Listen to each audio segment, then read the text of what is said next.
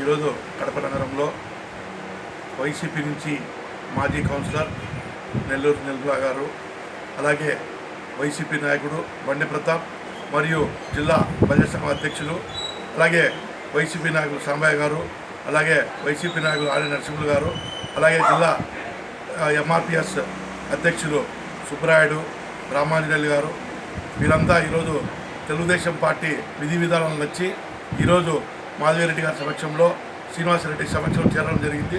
ఈరోజు బలిజల వైసీపీలో పూర్తిగా ఎందుకు ఆ వైపు నుంచి ఈ వైపుకి వస్తున్నారంటే, మొన్న ఈ మధ్య కాలంలోనే వాసు గారు ఒకటే చెప్పారు, తెలుగుదేశం పార్టీ అధికారంలోకి వస్తానే మీకు బలిజ భవన్ కీలకమైన సాట ఓల్డ్ రిమ్స్లో కట్టిస్తానని చెప్పి హామీ ఇచ్చారు. వైసీపీ డ్రామా మీరు చూశారు, వైసీపీలో ఆ డ్రామాలు ఏం వేశారో మీరు రికమెండేషన్ చేయండి అని చెప్పి పిలిపించడము, ఆ డ్రామాలన్నీ చూసేసినారు. కాబట్టి పూర్తిగా బలిజలు ఇంకా ఎవరైనా 5-6 మంది ఉన్నారు వాళ్ళు కానీ రేపు ఒక 5-6 రోజులు ఎలక్షన్ లోపల వాళ్ళు కానీ వచ్చేస్తారు. ఎందుకంటే వాళ్ళకి కానీ అక్కడ ఏం ప్రాధాన్యత ఇవ్వడం లేదు, వాళ్ళని కానీ వాడుకుంటున్నారు. వాళ్ళు కానీ మాకు సోదరులే, మాతో పాటు వాళ్ళు తిరిగినారు పాపము రాజకీయాల నుంచి, వాళ్ళకి కానీ ఇంతవరకు ఏం ఎటువంటి పదవులు లేదు. అందుకు వైసీపీలో ఒకటి బలిజలను ఓట్లు లేవని చెప్తారు, బలిజలను కేసులు పెట్టిస్తారు, బలిజల భూములు కబ్జా చేస్తారు, బలిజలను మానసికంగా చిత్రహింస్తారు. ఇటువంటి పార్టీకి మనము అక్కడ ఉంటే మీరు బాగా ఆలోచించండి, మన పరిస్థితి ఏంటి అనేది మీరు ఆలోచించండి. మేము ఒకటే చెప్తున్నాం, హరినాథ్ అంటే మాకు గౌరవం ఉంది, దాసరి శివాన్న గౌరవం ఉంది, చెన్నకేశ్వరన్న మాకు గౌరవం ఉంది, అత్తి రాజేశ్వరన్న గౌరవం ఉంది.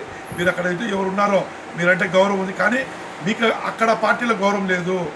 మీకు ఇన్ని రోజుల నుంచి మీరు ఈ 5 ఏళ్ళు కష్టపడి మీకు పదవులు ఇచ్చింటే మేము కానీ మీకు పదవులు ఇచ్చారు, మీరు తిరుగుతుంటే మేము కానీ మాట్లాడడం కాదు.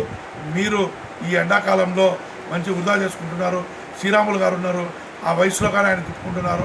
ఆయన అటువంటి ఎందుకంటే ఒకటి నేను చెప్పేది ఒకటి, తెలుగుదేశం పార్టీ ముందు నుంచి బలిజలకు మీరు చూశారు, గతంలో కౌన్సిల్ టికెట్ ఇచ్చారు, తర్వాత కార్పొరేట్ టికెట్ ఇచ్చారు, అన్నీ ఇచ్చారు. ప్రాధాన్యత ఇచ్చే పార్టీ అంటే తెలుగుదేశం పార్టీనే. అటువంటి పార్టీ మనం ఈరోజు మాధవరెడ్డి గారు కానీ శ్రీనివాసరెడ్డి గారు కానీ, ఎందుకంటే ఆయన పొలిట్ బ్యూరో సభ్యుడిగా ఉన్నాడు.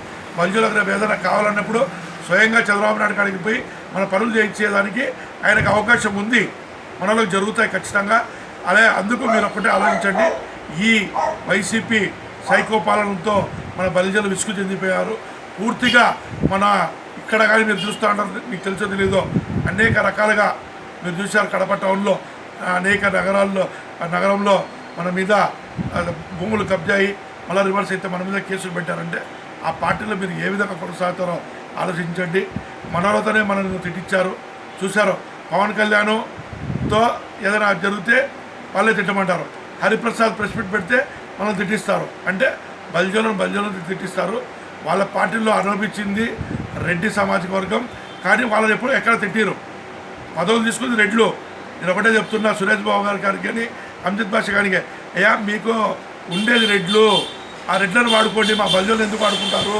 మీరు ఇచ్చింది రెడ్లకు ప్రిఫరెన్స్, ఈరోజు మా బలిజలను ఎందుకు మీరు డబ్బు పట్టిస్తారు, ఎందుకు టీముగా ఇచ్చి ఈ ఎండలకాలం తిప్పుతారు మిమ్మల్ని? నేను ఒకటే మాట అడుగుతున్నా, సురేష్ గారిని కానీ అమ్జద్ బాషాలను కానీ, అయ్యా మా బలిజలు మీకు చేయనప్పుడు మీరు 2014లో 2019లో మీకు అన్ని వేల ఓట్లు ఎట్లొచ్చాయి? ఈ అధికారంలోకి వచ్చిన తర్వాత మీరు ఎమ్మెల్యేగా మంత్రి అయినారు, మళ్ళీ మేయర్ అయ్యారు. అప్పుడు బలిజోళ్ళు ఎప్పుడైతే మీరు సీట్లో కూర్చుంటారే మేమైతే మీకు అప్పుడు కలిపిరాం, ఆ ఓట్లు లేవంటారు. మా ఎవరిన అధికారులు పిలిచిపోయి ఎస్ఐలు సీఎల్బీ అంటే వేయించుకోరు.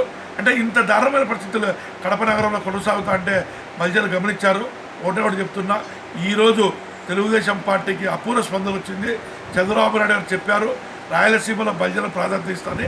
ఖచ్చితంగా చంద్రబాబు నాయుడు చెప్పినాడంటే రేపు ఖచ్చితంగా ఇస్తారని చెప్పి నేను తెలియజేసుకుంటూ, ఇంకా ఎవరైనా వైసీపీ నాయకులు వస్తే మీరు చేరండి, మీకు మంచి భవిష్యత్తు కల్పించే బాధ్యత మేము తీసుకుంటామని చెప్పి నేను తెలియజేసుకుంటున్నాను.